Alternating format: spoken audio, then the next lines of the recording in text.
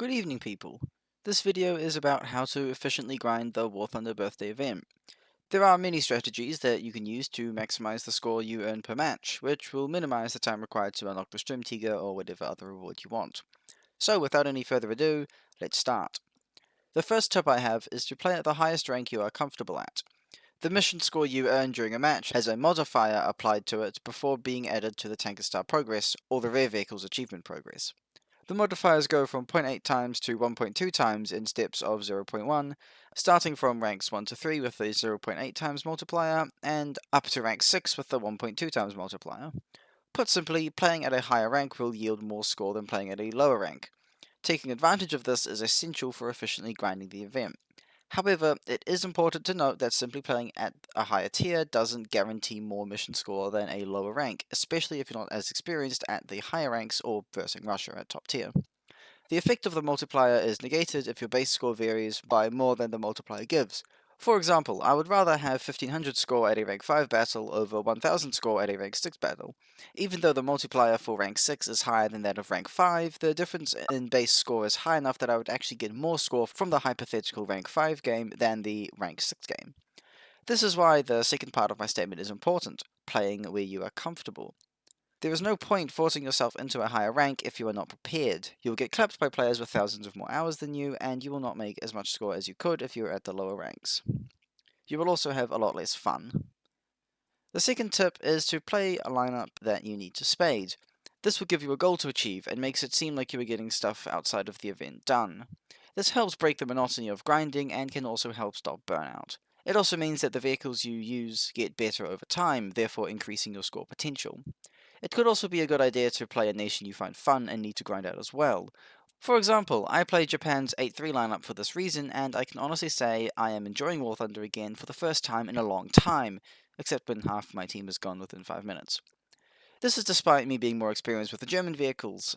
I might get more score by playing the German vehicles, but honestly I wouldn't be having as much fun. I'm a firm believer in the notion that you play better when you are feeling positive. Playing while feeling crappy about the game because of BS or other frustrating things often leads to me playing worse, which makes me more annoyed and the cycle continues. This is why it's important to change it up sometimes, especially if you are going to be grinding this event. Thirdly, please stop one spawning. It's painful to get 5 minutes into a match and then have half of my team cease existing. There are pros and cons to this strategy, however. I would like to be clear for the record that I am in no way endorsing this behavior. It is scummy and wrecks the entire team aspect of War Thunder.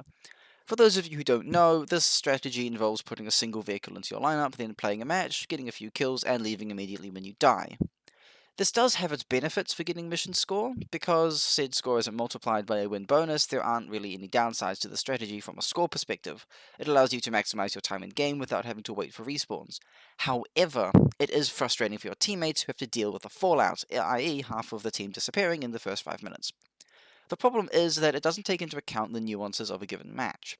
When you die, it is often more beneficial to take out the second vehicle in your lineup and either change up your strategy a bit, or go back to where you died and kill the guy who killed you. This could be very useful, especially if you died while flanking. Because you died, the enemy team thinks that the flankers have been dealt with and stops paying attention to that side of the map, and focuses their attention elsewhere, which allows you and your shiny new vehicle that you just spawned in to clean them up, which could yield more score than if you had actually left and just joined a new match. This is why having a good lineup is very, very important, and why Russia is so strong at top tier, because you can push back the enemy with force of numbers, as well as being able to adapt to their strategies much easier. This is a very brief description of one spawning and also strategy in War Thunder, and I will be making a dedicated video on this topic at a later date. But the key takeaway is that it doesn't necessarily guarantee more score than taking out a full lineup, but definitely leads to a lot of frustration both on your team and the opposing team.